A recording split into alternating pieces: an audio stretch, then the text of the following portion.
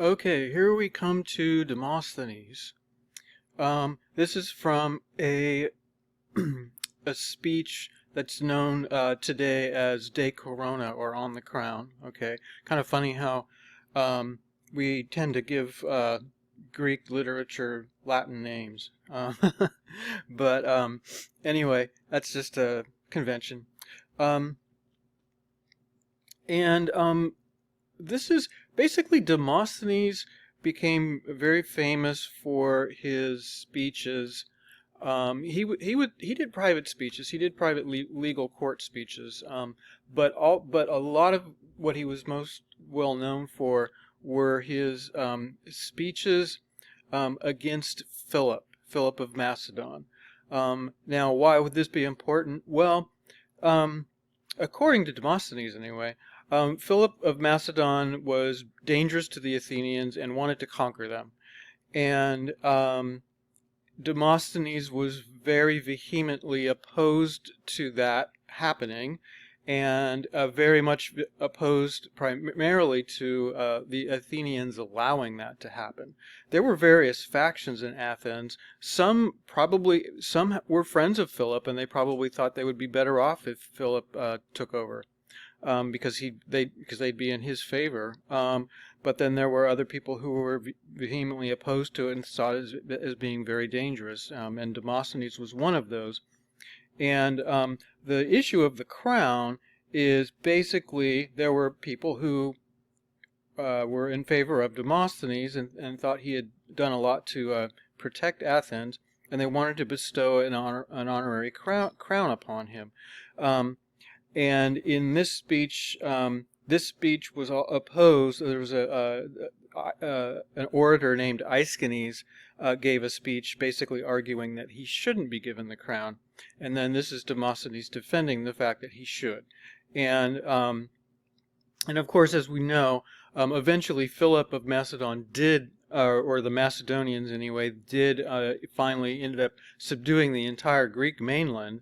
And then, of course, later, after Philip's death, Alexander went on to conquer Anatolia and Egypt and going as far as India. There are still cities in India to this day that are that bear the name of Alexander. Okay, so let's get on with the Greek here. First, we've got Philip. Okay. And then we have ekon, and ekon is a present participle, okay? And then here tein dunamin, dunamis means power, okay? We get our word dynamic from this, for example. But in this context, dunamin means an army or his troops, okay? So Philip, having troops, okay, he seized Elatea. Okay. Now, Elatea was important to Athens. Athens considered Elatea an ally. And so, therefore, the idea here being that an attack by Philip on an Athenian ally is essentially an attack on Athens by extension. Okay. What Demosthenes is doing here is he's relating a story of something that happened in the past, and as part of his argument for why he deserves credit for being a benefit to Athens. Okay, so yeah, Philip, having an army, he seized Elatea. Okay, but and then we have Tote at that time, sumbanta, okay, participle, accusative masculine participle.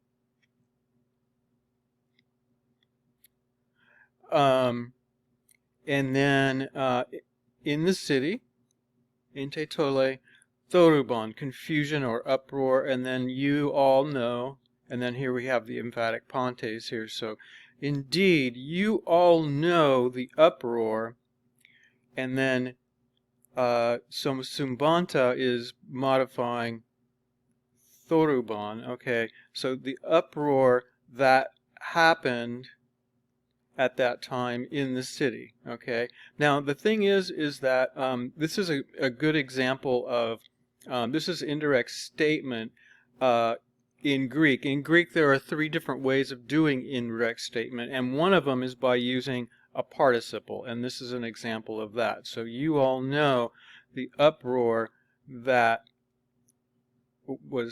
happened in the city, okay, at that time, and then he is saying, please, he's saying, listen for a little while. Mikra being used here as an adverb, okay. So he's saying, yeah, you know all that went on, but let me tell you some of the most important points, right? So, but listen for a little while, nevertheless.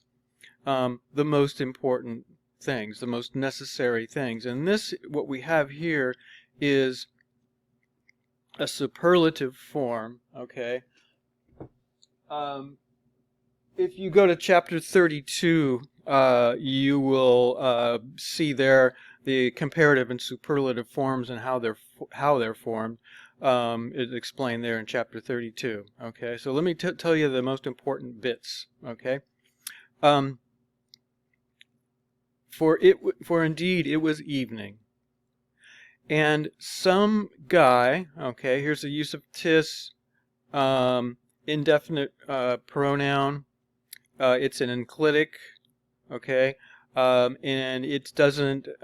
It's not really affecting a gelon very much, because this accent would be here no matter what. And the reason for that is, although the accent in the nominative form is angelos, the accent is pulled forward to the penult because of the length of the final syllable. Okay, so some guy came announcing, okay, another present active participle, announcing to the Prytanes, okay, that's the assembly of important magistrates in the city, okay, and he comes to the Prytanes announcing Elatea has been taken, okay, and after this, some, presumably Prytanes, okay, some leaving, and here we have another participle, leaving their dinner right away, okay, they drove out those guys from their tents throughout the agora, or the marketplace, okay. I'm not sure exactly why. I'm sure he explains that later in the speech. So some of them were driving basically the people from their stalls. Okay, that's what Skeno is basically suggesting here, throughout the marketplace, while others were sending for the generals and were summoning the trumpeter. Okay. So essentially what he's describing here is that people were getting ready for some kind of battle or something like that. They were probably thinking that Philip might be on his way to Athens if he's gotten as close as Elatea. And there was, here we have imperfect of the verb to be, there was, or the city was, okay, was full of confusion. On the next day, notice the use of the articles here. Okay, on that day, which day? The next day.